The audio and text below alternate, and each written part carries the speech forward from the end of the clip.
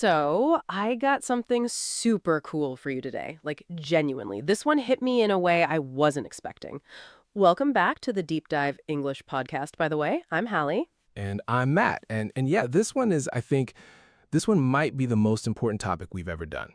I mean, I really, really think that. Right. So, okay, before we get into it, I want to throw something out there. Just sit with it for a second. If you found out today, like right now, that you had exactly 1 year left to live, what would you stop doing immediately? And what would you start? Yeah, and just don't rush to answer that, because it's the kind of question that reveals everything, right? If your answer comes too quickly, it probably means you haven't really sat with it. Exactly. And that's kind of the whole point of today's episode, right? We're not here to talk about productivity hacks. We're not going to give you a 5-step system or a color-coded calendar or No, God, no, none of that. because this is really a philosophical question. What does it actually mean to waste your life? And more importantly, how do you avoid it? And the central idea, and I want to kind of put it out there right at the start, is that you don't waste your life by being unproductive. You waste it by being unconscious, by drifting, by chasing the wrong things, by postponing what actually matters until some future moment that never arrives. Ooh, yeah, that lands differently, doesn't it? Okay, let's get into it. So, Matt, where do you want to start? Like, historically, is this a new problem? God, no. No. And that's actually one of the things that really blows me away about this topic, right? So there's this Roman Stoic philosopher called Seneca. He wrote a short essay called De Brevitate Vitae, which means basically on the shortness of life. And he wrote it around AD 49, nearly 2,000 years ago. 2,000 years ago. 2,000 years ago. And his diagnosis, his core argument, it's startlingly modern. He said, life is not actually short. We just waste most of it. Okay, wait. So he's not saying life is short, he's saying we make it short. Exactly that. He has this quote, and it just gets me every time. He says, I'm paraphrasing, but it is not that we have a short time to live, but that we waste a lot of it. People are frugal in guarding their personal property, but as soon as it comes to squandering time, they are most wasteful of the one thing in which it is right to be stingy. Squandering time. I love that word. To squander, it means to waste, right? Wastefully, carelessly. Totally. And to fritter away, that's another one. To fritter away time, which means to waste it gradually, bit by bit, on unimportant things. And what Seneca's pointing at is that we're incredibly protective of our money, our possessions, but with time, we just give it away. We give it away without even noticing. Right. And okay, I'm thinking about this and it feels so relevant to now, right? Like the specific distractions have changed, but the pattern hasn't. That's exactly it. 2,000 years ago, wealthy Romans were distracted by gladiatorial games, gossip, dinner parties, social obligation, and today, social media, news cycles, the infinite novelty of the internet. The specific medium changes. The underlying human struggle does not. That's, honestly kind of humbling. Like, we think we're so modern with our attention problems, and Seneca was already writing about this in, like, AD 49. Totally. Which brings me to the attention economy, right? Because, and this is where it gets really interesting for us today, there's this former Google design ethicist, his name's Tristan Harris, and he gave this TED Talk in 2017 that, and I think it's worth just putting the idea out there, tech companies have built trillion-dollar businesses by monetizing human attention.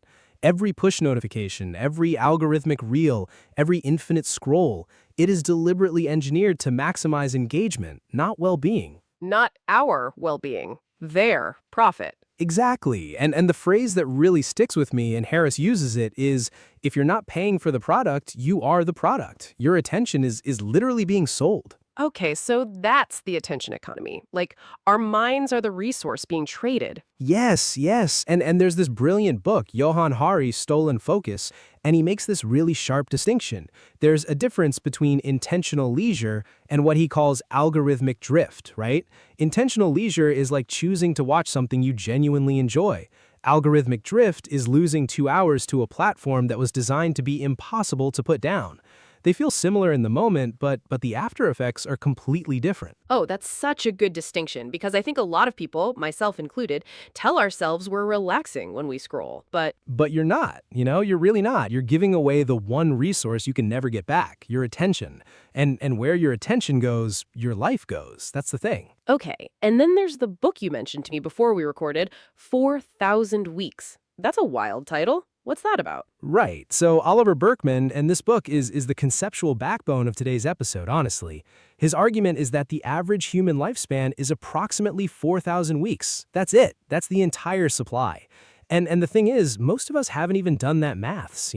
4,000 weeks. I mean, when you say it like that, it hits differently than 80 years. Totally, right? 80 years feels abstract. 4,000 weeks feels finite. And finitude is the word. Finitude, the state of being finite, of having limits. And Berkman's whole argument is that accepting our finitude is the beginning of wisdom. Because the goal is not to optimize every single one of those 4,000 weeks. The goal is to accept that you can't do everything and to choose deliberately what to neglect. To choose what to neglect, that's counterintuitive. It is, but it's so right because, and he puts it brilliantly, he says the paradox of choice means that when you say yes to everything, you say no to depth. Say yes to networking drinks every night, and you're saying no to the deep friendship that takes hours and years to build. Say yes to every new TV series, and you're saying no to the creative project that would have actually given your life a story. You can do anything, but not everything. You can do anything, but not everything. Exactly. Okay, so philosophically, we kind of get it. The problem is ancient, the problem is real. But why do we keep doing it? Like, what is it about us psychologically that makes us so prone to wasting time? Oh, great question. So there are a few layers here, and I really want to get into all of them. The first one is what I'd call the busyness trap. And this one that honestly gets me riled up because busyness is frequently, and Tim Ferriss makes this point, Cal Newport makes this point, busyness is frequently a form of laziness. Wait, busyness is laziness? Yes, lazy thinking, lazy choosing. Because think about it. It is so much easier to fill a calendar than to confront the really hard question, what should I actually be doing? Busyness creates the feeling of productivity without the substance. And there's a great line. Busy is a decision. And often it's a decision to avoid the discomfort of prioritization. So we stay busy so we don't have to think too hard about whether we're doing the right things. Exactly that. We're just running out the clock. Like there's this expression, to run out the clock. It comes from sports, right? Where you're just holding the ball to make time pass because you don't want the game to change.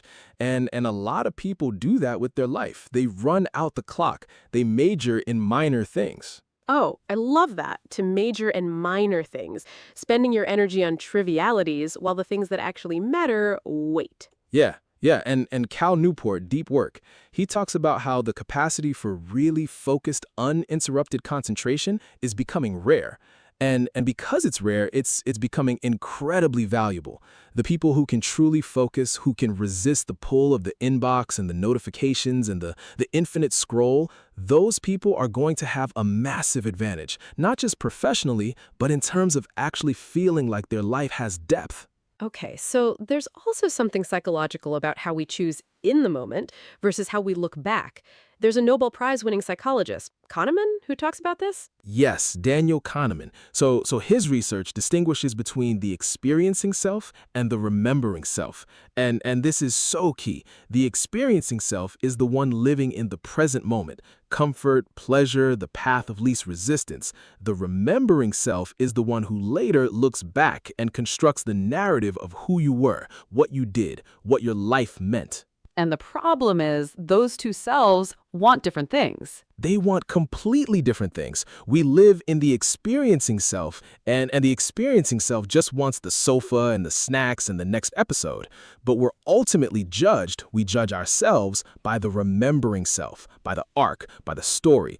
And the tragedy is that we keep making choices that feel good in the experiencing self and leave the remembering self wistful, looking back with that sort of vague regret, that longing for what could have been. Wistful. Yeah, that's the perfect word for it, actually. It really is. And then there's flow. Mahali Csikszentmihalyi's research on flow. And this is the state of complete absorption in a challenging but doable activity. In flow, time disappears, ego dissolves, and you feel most fully alive. And here's the paradox that I find absolutely fascinating.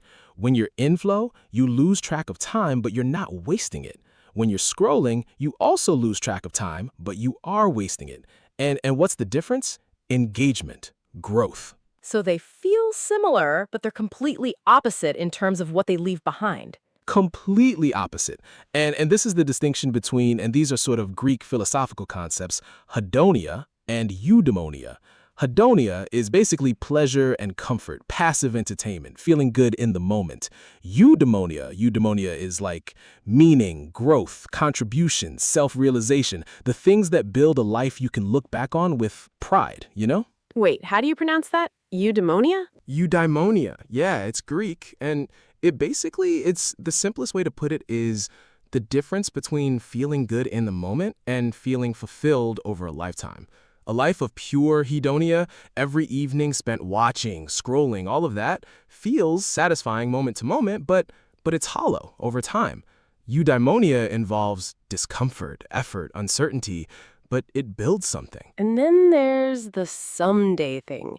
Because I think so many people, and honestly, I catch myself doing this, defer everything to some future version of themselves. Oh, the someday trap. Yes. And this is so insidious because it feels totally rational in the moment. Someday I'll write that novel. Someday I'll travel properly. Someday I'll have the courage to start. And there's this concept called the arrival fallacy, which is the belief that when you reach a certain milestone, the promotion, the savings goal, the kids leaving home, you will finally feel satisfied. But the goalposts keep moving. You never arrive. You never arrive. You never arrive. Because, and the thing is, someday it's a mirage. It doesn't exist. The only time you actually have is now. And now is not a dress rehearsal. That's such a good line. Now is not a dress rehearsal.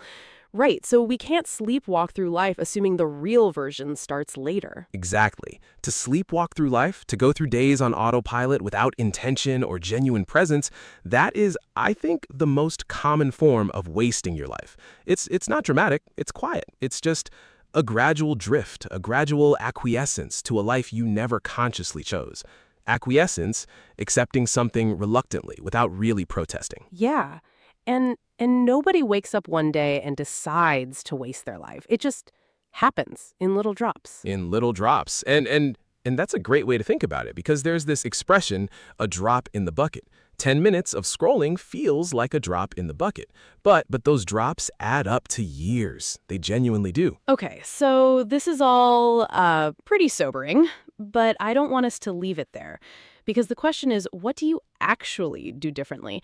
Like, if someone listening right now feels like this is a bit of a wake-up call, and a wake-up call being that kind of shocking realization that forces you to reassess, what's the first move? Yeah, so I think the most useful place to start is just to take stock of your life, to pause, genuinely pause, and honestly ask, where is my time actually going? Not where do I intend it to go, but where is it actually going? Because most people, if they looked at that data, they'd be surprised, and not in a good way. Yeah, and there's a classic metaphor for this, the rocks in the jar. Yes, I love this. So the image is, a professor puts a large empty jar on the table in front of a class. She fills it to the brim with these big rocks, asks the students, is it full? And they say yes. Then she adds pebbles, and they settle into the gaps, then sand, then water. And the lesson is, the big rocks must go in first because if the sand goes in first, there's no room for anything meaningful. And your life is the jar. Your life is the jar, and the big rocks are the things that truly matter. Relationships, health, creative work, contribution. And the question is, what are your big rocks? Because most of us are letting sand fill our jar and then wondering why there's no room. We're letting the ephemeral things, the ephemeral meaning short-lived, fleeting, ephemeral pleasures, crowd out the things that actually endure. Okay, and there's also the Kahneman lens, or I guess more of a Bezos-style question of looking back from the future. What does that look like practically? So this is sometimes called the regret minimization framework. And Bronnie Ware, she was a palliative care nurse who spent years sitting with people in their final weeks of life. She documented their regrets. And the number one regret, by a mile, I wish I'd had the courage to live a life true to myself, not the life others expected of me. Not, I wish I'd worked harder or I wish I'd checked my emails more. No. And that's the thing. Notice what is not on the list. Nobody said, I wish I'd spent more time on social media. Nobody said, I wish I'd been busier. The regrets are about courage, connection, honesty. And the practical tool is imagine yourself at 80 looking back. What will you regret not having done?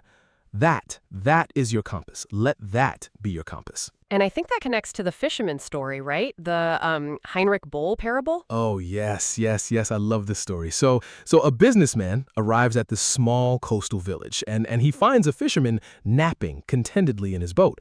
And the businessman, he can't resist, right? He goes, "Why aren't you out fishing?" And the fisherman says, "I caught enough fish this morning." And the businessman goes, But you could catch more. You could expand, buy more boats, build a processing company, export internationally, retire rich, and then come back here to relax by the sea." And the fisherman just smiles and says, "And what do you think I'm doing right now?" That's brilliant. It's such a good story. And it's not anti-ambition, right? That's important. It's not saying ambition is bad. It's asking, are you working to live or living to work? Are you postponing the very life you want in order to reach some milestone that, when you reach it, will just look like the beginning of the next milestone? It's the arrival fallacy again. It's the arrival fallacy again, exactly. And the effort should be commensurate with what you actually value. Commensurate meaning proportionate, in line with. If you claim to value time with your family, your effort, your actual choices should be commensurate with that. Not just in your head, but in your calendar. So it's about making your life deliberate. Deliberately is like being fully conscious and intentional about your choices, right? Yes, and a deliberate life requires deliberate choices, and that is uncomfortable. Because, it means you can't hide behind busyness. It means you can't acquiesce to whatever life happens to serve up.